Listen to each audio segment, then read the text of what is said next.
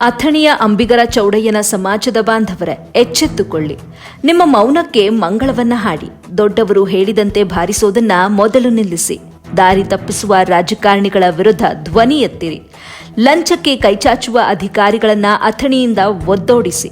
ನಿಮ್ಮ ಸಮಾಜದ ಮೇಲಾಗುತ್ತಿರುವ ದೌರ್ಜನ್ಯವನ್ನ ತಪ್ಪಿಸಿ. ಹಣಕ್ಕೆ ಮೋಸಕ್ಕೆ ಬಲಿಯಾಗದಿರಿ, ಅಂಜದಿರಿ, ಅಳುಕದಿರಿ.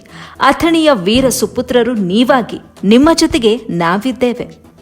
ಇಷ್ಟೆಲ್ಲ ಪೀಠಿಕೆ ಯಾಕಂದ್ರೆ ಅಥಣಿ ಪಟ್ಟಣದ ಬಸವೇಶ್ವರ ಸರ್ಕಲ್ ಪಕ್ಕದಲ್ಲೇ ಗಣಪತಿ ದೇವಸ್ಥಾನ, ಅದರ ಪಕ್ಕದ ರಸ್ತೆ ಜೆಎ ಹೈಸ್ಕೂಲ್ನತ್ತ ಹೋಗುವ ಸರ್ಕಲ್ನಲ್ಲಿ ಒಂದು ಚಿಕ್ಕ ಅಂಬಿಗರ ಚೌಡಯ್ಯನ ಭಾವಚಿತ್ರದ ಫಲಕವನ್ನ ಸಮಾಜದವರು ಅಳವಡಿಸಿದ್ರು. ಆದ್ರೆ ಇತ್ತೀಚೆಗೆ ರಸ್ತೆ ಅಗಲೀಕರಣದ ನೆಪದಲ್ಲಿ ಅಲ್ಲಿದ್ದ ಬೋರ್ಡ್ ಯಾರ ಗಮನಕ್ಕೂ ತಾರದೆ ಗುತ್ತಿಗೆದಾರ ಯಾರದ್ದೋ ಒತ್ತಡಕ್ಕೆ ಒಳಗಾಗಿ ತೆರವುಗೊಳಿಸಿದ್ರು ಎಂಬುದು ಮಾತ್ರ ಅರ್ಥವಾಗ್ತಿಲ್ಲ. ಇದರಲ್ಲಿ ಪುರಸಭೆಯ ಕೈವಾಡ ಇದೆಯೋ ಅಥವಾ ಲೋಕೋಪಯೋಗಿ ಇಲಾಖೆ ಅಧಿಕಾರಿಗಳ ಒತ್ತಡವೋ ಇಲ್ಲ ಸಣ್ಣ ಸಮಾಜದ ಮೇಲೆ ಜನಪ್ರತಿನಿಧಿಗಳ ಕೈವಾಡವೋ ಸಮಾಜ ಮನಗಾಣಬೇಕಿದೆ. ರಾಜಕಾರಣಿಗಳ ದುಷ್ಟ ದರ್ಪದ ಮುಂದೆ ಮುಗ್ಧ ಜನರು ಹರಕೆಯ ಕುರಿಯಾಗಬಾರದು. ರಾಜಕಾರಣಿಯ ಹಣದ ಕೋಲದುದಿಯ ಮುಂದೆ ಕೆಲ ಸಮಾಜಗಳು ಕುಣಿಯುತ್ತಿವೆ. ಅವರು ಆಡುವ ಆಟ, ಮಾಡುವ ಮಾಟದ ಮುಂದೆ ಕೆಲ ಸಮಾಜಗಳು ನರಸತ್ತವರಾಗಿದ್ದಾರೆ. ಭವ್ಯ ಭಾರತದ ಇತಿಹಾಸ ಕಾಲಘಟ್ಟದಲ್ಲಿ 12ನೇ ಶತಮಾನವನ್ನ ಸುವರ್ಣ ಯುಗ ಎಂದು ಕರೆದ್ರು.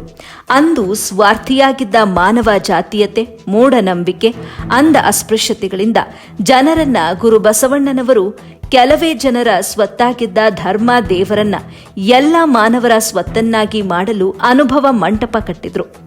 ಜನ ಬದುಕಲಿ, ಜಗ ಉಳಿಯಲಿ ಎಂದು ವಚನ ಸಾಹಿತ್ಯ ನೀಡಿದ್ರು.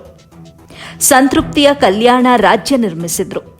ಉಳಿದೆಲ್ಲ ವಚನಕಾರರಿಗಿಂತ ಭಿನ್ನರಾಗಿ ವಿಶಿಷ್ಟ ವ್ಯಕ್ತಿತ್ವ, ನೇರ ನಿರ್ಭೀತ ವಚನಗಳಿಂದ ಹಳೆಯ ಮತ್ತು ಹೊಸ ನಂಬಿಕೆಗಳ ಅವಸ್ಥಾಂತರದ ಅವ್ಯವಸ್ಥೆಯಲ್ಲಿದ್ದ ಅಂದಿನ ಲಿಂಗಾಯತ ಸಮಾಜದ ಲೋಪದೋಷಗಳನ್ನು ನಿರ್ದಾಕ್ಷಿಣ್ಯವಾಗಿ ಎತ್ತಿ ತೋರಿಸಿದ್ರು. ಅಂತಹ ಮಹಾನ್ ವ್ಯಕ್ತಿ ಭಾವಚಿತ್ರಕ್ಕೆ ಆದ ಅವಮಾನ ಅಲ್ಲ ಇದು, ಇಡೀ ಅಥಣಿ ಜನತೆಗೆ ಆದ ಅಪಮಾನ. ಶ್ರೀ ಶಿವಯೋಗಿ ಮುರುಘೇಂದ್ರ ಸ್ವಾಮೀಜಿಗಳು ನಡೆದಾಡಿದ ಈ ಪವಿತ್ರ ಪಾವನ ಭೂಮಿಯಲ್ಲಿ ಇಂತಹ ಘಟನೆಗಳು ಜರುಗಿದ್ದಾಗ ಸಹ ಧ್ವನಿ ಎತ್ತದಿದ್ದರೆ ನಿಮ್ಮ ಮನೆ ಮಠಗಳ ಮೇಲೆ ರಾಜಕಾರಣಿಗಳ, ಅಧಿಕಾರಿಗಳ ಬುಲ್ಡೋಸರ್ಗಳು ಬಂದು ಎರಗುವ ದಿನಗಳೇನು ದೂರವಿಲ್ಲ. ಎಚ್ಚರಿಕೆಯಿಂದ ಇರಿ. ಇಷ್ಟೇ ಮಾಧ್ಯಮಗಳು ಮಾಡಲು ಸಾಧ್ಯ.